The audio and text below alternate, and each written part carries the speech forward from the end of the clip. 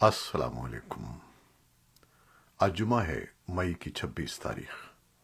پاکستان میں اس وقت شام کے 7، بھارت میں 7:30، اور یہاں ہمارے اسٹوڈیوز کی گھڑیوں میں صبح کے 10 بج رہے ہیں۔ وائس آف امریکہ واشنگٹن کی اردو سروس سے میں ہوں خالد حمید، خبروں کے ایک بلیٹن کے ساتھ۔ پاکستان کی معیشت میں گزشتہ ایک سال میں 30 ارب ڈالر سے زیادہ کی کمی آئی ہے۔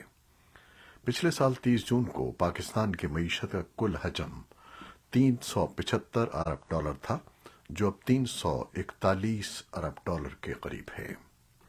نیشنل اکاؤنٹس کمیٹی سے منظوری کے بعد جاری کیے گئے اعداد و شمار کے مطابق اس سال پاکستان میں فی کس آمدنی 1568 ڈالر رہ گئی ہے، جو ایک سال پہلے 1767 ڈالر تھی۔ ملک میں گندم کی پیداوار میں اضافہ، جبکہ چاول اور کپاس کی پیداوار میں اس مالی کے سال کے دوران کمی ہوئی ہے، جبکہ بڑی صنعتوں کی پیداوار میں بھی سال 2022-23 میں کمی ریکارڈ کی گئی ہے۔ پاکستان کی طرف سے اس مالی سال میں معیشت کے 0.29% سے بڑھنے کی پیشگوئی کی گئی ہے۔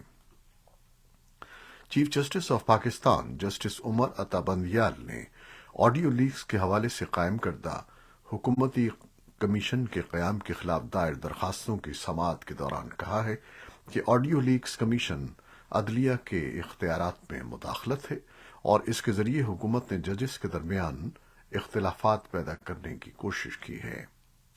حکومت کی جانب سے جسٹس فائز عیسیٰ کی سربراہی میں بنائے گئے 3 رکنی کمیشن کے خلاف دائر درخواست کی سماعت کرتے ہوئے چیف جسٹس نے ریمارکس دیے کہ تفتیشی اداروں کا کام کمیشن کو دے دیا گیا ہے۔ عدالت نے اس بارے میں سماعت مکمل ہونے کے بعد فیصلہ محفوظ کر لیا اور کہا کہ اس بارے میں جلد شارٹ آرڈر جاری کیا جائے گا۔ پاکستان میں آڈیو لیکس ایک عرصے سے جاری ہیں، جن میں مختلف سیاستدانوں، ججز، صحافیوں اور عام لوگوں کے درمیان ہونے والی ٹیلی فونک بات چیت کو عام کیا جاتا ہے۔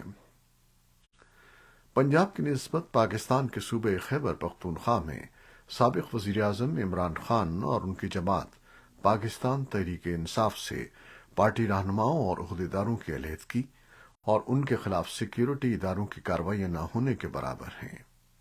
ایک روز قبل وفاق میں برسر اقتدار پاکستان ڈیموکریٹک موومنٹ میں شامل جماعتوں کے رہنماؤں نے وزیر اعظم شہباز شریف کے دورہ پشاور کے موقع پر اس سلسلے میں شکایت کی ہے۔ شکایت کے رد عمل میں پولیس اور دیگر سیکیورٹی اداروں کے عہدیداروں نے جمعے کو اجلاس کر کے تمام مطلوب افراد کو جلد از جلد گرفتار کرنے کا فیصلہ دیا ہے۔ تجزیہ کاروں کا موقف ہے کہ خیبر پختونخوا میں پاکستان تحریک انصاف سے منسلک زیادہ تر سابق وزراء، ممبران پارلیمان اور عہدیدار سیاسی مستقبل کا ایک متفقہ فیصلہ کر سکتے ہیں، مگر یہ بھی کہا جاتا ہے کہ افغانستان کے موجودہ صورتحال کے پیش نظر خیبر پختونخوا میں پاکستان تحریک انصاف کو متحرک رکھنے کی کوششیں نظر انداز نہیں کی جا سکتی۔ ایمنسٹی انٹرنیشنل اور انٹرنیشنل کمیشن آف جورسٹ نے آج ایک نئی رپورٹ میں کہا ہے کہ طالبان کی سخت پابندیوں اور خواتین اور لڑکیوں کے حقوق پر غیر قانونی کریک ڈاؤن کے ممکنہ جرائم پر بین الاقوامی قانون کے تحت تحقیقات کی جانی چاہیے، جن میں انسانیت کے خلاف صنفی ظلم و ستم کا جرم بھی شامل ہے۔ خواتین کے خلاف طالبان کی جنگ نامی رپورٹ میں کہا گیا ہے کہ افغانستان کی خواتین اور لڑکیوں کے حقوق پر طالبان کی سخت پابندیاں، قید میں رکھنا، جبری گمشدگیاں، تشدد اور دیگر ناروا سلوک بین الاقوامی فوجداری عدالت ICC کے قانون کے تحت انسانیت کے خلاف جرم کے مترادف ہے۔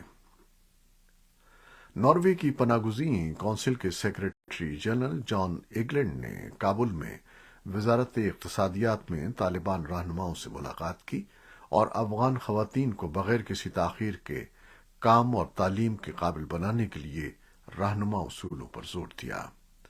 جان ایگلینڈ نے ایک ٹویٹ پر کہا کہ 28 ملین افغان باشندوں کو فوری طور پر امداد کی ضرورت ہے۔ ان کا کہنا تھا کہ ہمیں فوری طور پر خواتین کے لیے افغانستان میں سیاسی اور انسانی حقوق کی پیش رفت کی ضرورت ہے اور بین الاقوامی عطیہ دہندگان انسانی ہمدردی کے اصولوں کے مطابق बड़े पैमाने पर इमदाद दोबारा शुरू करें। नई दिल्ली के इंसानी हकूक के कारकुनों और कानूनदानों ने गाय मुहाफिजों के हाथों मुबैना तौर पर अकबर खान नामी एक मवेशी ताजिर के कत्ल के मामले में राजस्थान की एक अदालत की जानिब से 4 मुलजिमों को 7-7 साल कैद और एक मुलजिम को बरी किए जाने के फैसले पर मायूसी का इजहार किया है। उनका कहना है कि यह सजा बहुत कम है। मुलजिमों को या तो फांसी या फिर उम्र कैद की सजा सुनाई जानी चाहिए थी। गाय के तहफ़्फ़ुज़ के नाम पर हुजूम के हाथों हलाक किए जाने वाले मुतादिद मामलात में ये दूसरा मामला है जिसमें सजा सुनाई गई है। वज़ीर आज़म नरेंद्र मोदी ने अपने मुतादिद बयानात और इंटरव्यूज में गाय के तहफ़्फ़ुज़ के नाम पर बेकसूरों की हलाकत की मजम्मत की है और इन जराइम में मुलव्वस अफराद को गैर समाजी अनासर करार देकर उनके खिलाफ कार्रवाई पर जोर दिया है। बांग्लादेश ने कहा है कि वो इंतखाबात में गैर कानूनी तरीकों या मुदाखलत को रोकने के लिए इक़दाम करेगा। जनूबी एशियाई मुल्क की जानिब से ये ऐलान अमरीका की जानिब से बांग्लादेशी शहरियों पर पाबंदी के इंतबाह के बाद सामने आया है। बांग्लादेश में सन 2014 और 2018 के आम इंतखाबात में धांधली और सियासी अपोजिशन को निशाना बनाए जाने के इल्जामात के बाद तशवीश में इजाफा हुआ है, जबकि वज़ीर आज़म शेख हसीना की हुकूमत इन इल्जामात की तरदीद करती है। बुध को अमरीका के वज़ीर ख़ारजा एंटनी ब्लिंकन ने कहा था कि वो साफ और शफाफ इंतखाबात को फ़रोग़ देने के लिए नई वीज़ा पॉलिसी का ऐलान कर रहे हैं। इस पॉलिसी के तहत उन अफराद और उनके अहल खाना पर वीज़ा की पाबंदियां लगाई जा सकती हैं जो बांग्लादेश में जमहूरी इंतखाबी अमल को नुकसान पहुंचाने के जिम्मेदार हैं या उसमें मुलव्वस हैं। अमरीकी सदर जो बाइडन ने कहा है कि अमरीकी हुकूमत के कर्जों की हद बढ़ाने और मुस्तकबिल के अखराजात की हद मुकर्रर करने के लिए रिपब्लिकन कानून साजों के साथ मुज़ाकरात अच्छे जा रहे हैं। उन्होंने अमरीकी अवाम को यकीन दहानी करवाई है कि अमरीका अपने वाजिबुल अदा कर्जों की अदायगी में नाकाम नहीं होगा। जुमेरात को व्हाइट हाउस के बजट पर मुज़ाकरात करने वाले हुक्काम ने रिपब्लिकन पार्टी के नुमाइंदों से समझौते पर पहुंचने के लिए बातचीत जारी रखी, लेकिन किसी मुआहदे का ऐलान नहीं किया गया। हुक्काम के मुताबिक सदर बाइडन और ऐवान नुमाइंदगान के स्पीकर केविन मैकार्थी के दरमियान मुज़ाकरात के बाद हुकूमती कर्जों की बालाई हद में इजाफे पर इत्तेफाक राय हो गया है। चीन और अमरीका के आला कारोबारी और तिजारती हुक्काम ने जुमेरात को वाशिंगटन में मुलाकात की, जो दुनिया की 2 बड़ी मईशतों के रहनुमाओं के दरमियान कभी कभार ही मुनक़िद होती है। अमरीकी महकमा तिजारत ने जुमेरात को एक बयान में कहा कि चीन के वजीर तिजारत वांग वेंटाओ और अमरीकी वजीर तिजारत जीना रेमो के दरमियान अमरीका और चीन के तिजारती ताल्लुकात से मुताल्लिक़ अमूर पर वाज़ेह और ठोस बातचीत हुई। सदर जो बाइडन ने गुज़श्ता नवंबर में बाली में चीनी रहनुमा शी जिनपिंग से मुलाकात की थी। वाशिंगटन में जुमेरात की तिजारती बातचीत अमरीकी और चीनी हुक्काम के दरमियान अमरीकी दारुल-हुकूमत में काबीना की सतह की पहली मुलाकात थी। वांग जुमेरात और जुमे को डिट्रॉइट में एपेक 2023 वज़रा तिजारती मीटिंग के लिए अमरीका में हैं। सदर जो बाइडन ने अमरीकी फ़ज़ाइया के सरबराह जनरल चार्ल्स ब्राउन को फौज का chairman joint chiefs of staff नामजद किया है। अगर उनकी नामजदगी की तस्दीक हो गई तो ब्राउन आर्मी जनरल मार्क मिली की जगह लेंगे, जिनके ओहदे की मुद्दत रवां बरस अक्टूबर में खत्म हो रही है। नामजदगी के मौके पर सदर बाइडन ने कहा कि जनरल ब्राउन ने दुनिया भर में हमारे इत्तेहादियों और शराकतदारों का एहतराम हासिल किया है, जो उनको एक काबिल एतमाद पार्टनर और हिकमत अमली का आला तरीन माहिर मानते हैं।